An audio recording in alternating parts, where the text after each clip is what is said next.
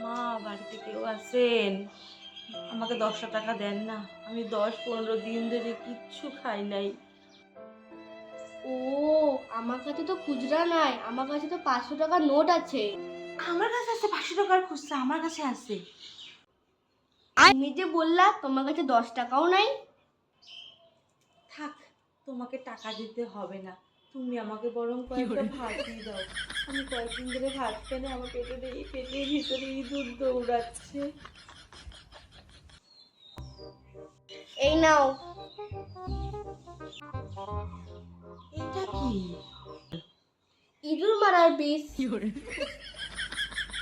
ইঁদুর মারার বিষ? ইঁদুর মারার বিষ দিয়ে আমি কি করব? তুমি যে বললা খিদের পেটে তোমার ইঁদুর দৌড়াচ্ছে, তাই তো আমি তোমার জন্য ইঁদুর মারা ওষুধ দিলাম। থাক, তুমি আমাকে কয়েকটা চাল দাও, আমি চাল নিয়েই বাড়ি চলে যাব। আচ্ছা ঠিক আছে। যাক, কয়েকটা চাল তো ভালো পাওয়া যাবে। দাও দাও দাও,